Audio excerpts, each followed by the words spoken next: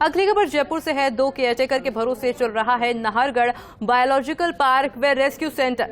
लगातार केयरटेकर्स के सेवानिवृत्त होने से रिक्त पद बढ़ते जा रहे हैं। वन विभाग में वर्षों से नहीं हुई है केयरटेकर्स की भर्ती।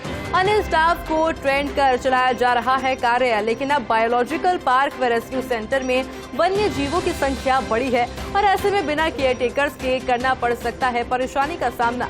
नए प्रजातियों के वन्य जीव लाने से प्रशिक्षित केयरटेकर्स की अत्यंत आवश्यकता है। और देखिए जिस तरह से लगातार वन्य जीवों की संख्या बायोलॉजिकल पार्क में बढ़ती जा रही है, पर केयरटेकर्स की संख्या सिर्फ और सिर्फ 2 है। ऐसे में समझा जा सकता है कि जितने भी वन्य जीव वहां पर मौजूद है उनको एक प्रॉपर केयरटेक नहीं मिल पाएगी जितनी उनको जरूरत होती है। जिस तरह से अलग अलग जीव वहां पर मौजूद है, क्योंकि सिर्फ 2 केयरटेकर आखिर किस किस को जाकर के ध्यान रखेंगे। और बड़ी बात यह है कि लगातार केयरटेकर्स के सेवानिवृत्त होने से रिक्त पद न सिर्फ नाहरगढ़ बायोलॉजिकल पार्क में बल्कि और भी कई ऐसी जगह हैं जहां पर बढ़ते जा रहे हैं। वन्य विभाग में वर्षों से कोई केयरटेकर्स की भर्ती ही नहीं हो पाई है।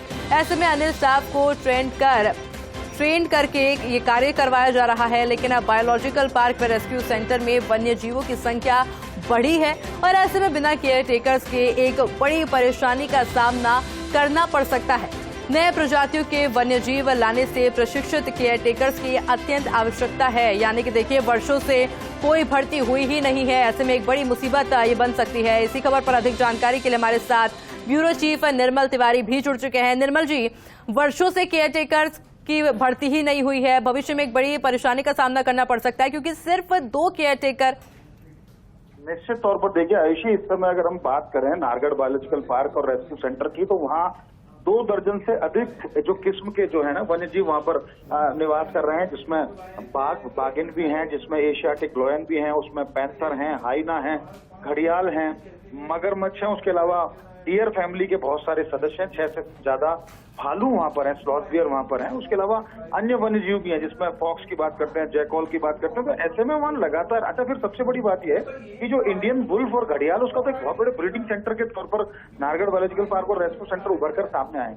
ऐसे में वहां लगातार जरूरत इस बात की थी कि केयरटेकर्स की संख्या बढ़ाई जाए, क्योंकि देखिए जिस तरह से आधा दर्जन के करीब वहां पर बाघ हैं, एशियाटिक लॉयन है, उसके अलावा जो पैंथर्स है उनकी संख्या भी काफी तादाद में है। करीब 250 से ज्यादा वन्य जीव वहां पर है और केयरटेकर सिर्फ 2।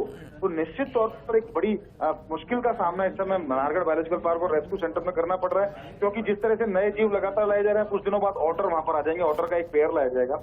और टाइगर सफारी शुरू की जा रही है, तो सूरत से एक टाइगर का पेयर लेके जाएगा जिसमें एक बाघ बाघिन वहां पर आएंगे।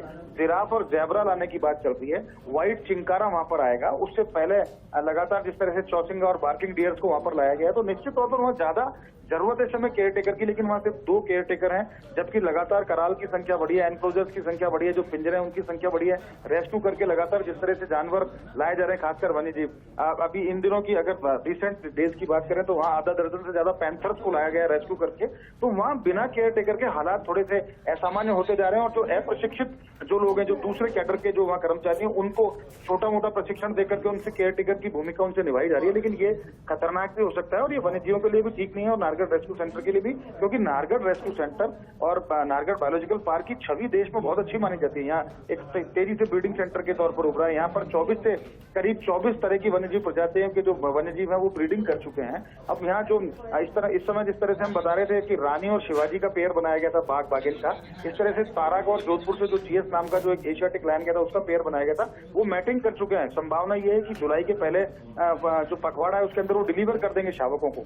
ऐसे में केयरटेकर का नहीं होना निश्चित तौर पर एक बड़ी विडंबना की स्थिति है। तो होना ये चाहिए कि वन विभाग ने वर्षों से केयरटेकर्स की भर्ती नहीं की, तो केयरटेकर्स की भर्ती भी की जाए और फिलहाल जो अन्य कार्मिक हैं उनको गहन प्रशिक्षण देकर के, उनको तकनीक सम्मत प्रशिक्षण देकर के केयरटेकर उनको लगाया जाए। अन्यथा वहां पर जिस तरह से जानवरों की वन्य जीवों की संख्या बढ़ रही है, निश्चित तौर पर मुश्किल हालातों का सामना करना पड़ सकता है। और बिल्कुल निर्मल जी, आपका बहुत बहुत शुक्रिया हमारे साथ जुड़ने के लिए और तमाम जानकारी हमारे साथ